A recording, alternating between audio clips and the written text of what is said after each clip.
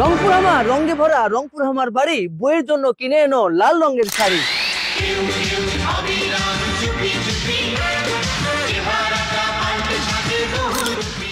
হ্যাঁ প্রিয় দর্শক, লালমনিরহাটের লালপরি, নীলফামারীর নীলপরি, তাই তো শিল্পীরা গানের ভাষায় বলে লালে ভরা লালমনিরহাট আমার জেলার নাম।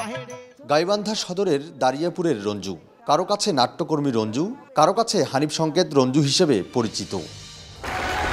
স্টেশনের রেলগাড়িটা মাইপা চলে ঘড়ির কাঁটা, প্ল্যাটফর্মে বসে থাকে কখন বাজে 12টা। কেউ বা করে চুরি, কেউ বা করে ফেরি, কেউ বা করে বাহাদুরি, রেল লাইনের টিকিটের জন্য লম্বা লাইনে দাঁড়িয়ে পা হয় ব্যথা। হ্যাঁ প্রিয় দর্শক, বলছি বোনারপাড়া স্টেশনের কথা। দরিদ্র পরিবারে জন্ম রঞ্জুর। অর্থ সংকটে পড়ালেখা বেশি দূর করতে না পারলেও স্বপ্ন যে তার আকাশ সমান। 2018 সালে সামাজিক যোগাযোগ মাধ্যমে ছোট ছোট ভিডিও আপলোড করতে শুরু করেন। সেখানে জায়গা করে নেয় ঐতিহ্যবাহী গীত, আঞ্চলিক ভাষার কন্টেন্ট।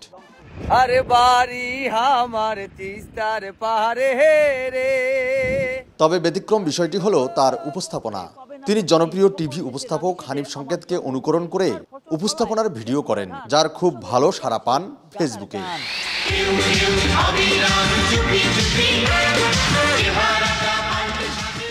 তবে চাষের খরচ আকাশ সমান, ফসলের পায় না মূল্য, বন্যা খরায় নষ্ট হলে থাকে না তার মূল্য। এটা আসলে কিভাবে আসলাম, প্রথম থেকেই আমি বিভিন্ন খেলাধুলায় আর কি ধারাবিবরণী দিতাম এবং উদিসি করতাম, সংগঠন আপনার হচ্ছে গণসঙ্গীত করতাম, নাটক করতাম। সেই জায়গার থেকে মনে হলো আমি যখন মাইকে কথা বলতে পারি, তো আমার এক ছোট ভাই ছিল মেহেদি হাসান মুন্না, ও একদিন হঠাৎ করেই বলছে যে ভাই আপনার ভয়েসটা ভালো আছে, আপনি ফেসবুকে একটা পেজ খোলেন। তো সেখান থেকে ওর কথার পরে আমার কিছু শুভাকাঙ্ক্ষী ছিল, তাকে আমি বলি যে আমি একটা পেজ খুলবো, এরকম খুলতে চাই। তো উনি আমাকে বললো ঠিক আছে। তো সেখান থেকে আসলে ফেসবুকে আসা।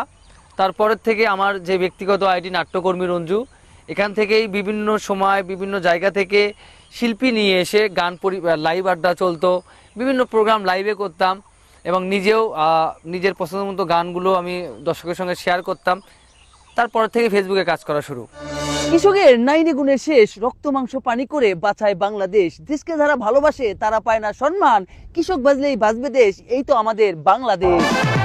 হায়রে আমার মন মাতানো দেশ, হায়রে আমার সোনা ফলা মাটি। হ্যাঁ প্রিয় দর্শক, এই মাটিতেই কৃষক ফলাবে সোনার ফসল, কৃষকের মুখে ফুটবে হাসি। সত্যি আমরা বাংলাদেশকে অনেক ভালোবাসি।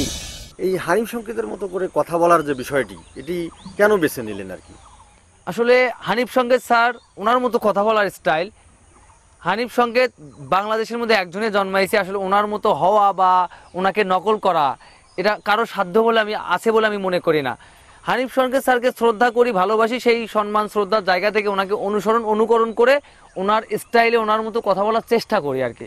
যে টাকাগুলো দেখতে পাচ্ছেন, এই সব টাকাগুলো হচ্ছে আপনাদের, আর এই টাকাগুলো দিয়ে আজকে আমার ভাইয়ের স্বপ্ন, আমার পরিবারের স্বপ্ন, আমার স্বপ্ন একটা পূরণ হতে যাচ্ছে। সবাই মোটরসাইকেল কেনে, কিন্তু আমি কিনলাম হচ্ছে অটো, এটা আমার ভাইয়ের জন্য। ফেসবুকের আয় আর সবার সমর্থনে রঞ্জু শুরু করেছেন ব্যবসা। স্বপ্ন বুনছেন নতুন কিছু করার।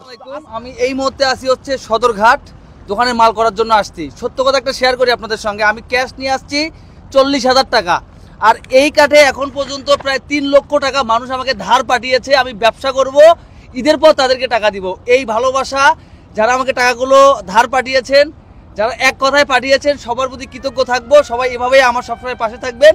তো মাল করতে যাই, চলেন যাওয়া যাক।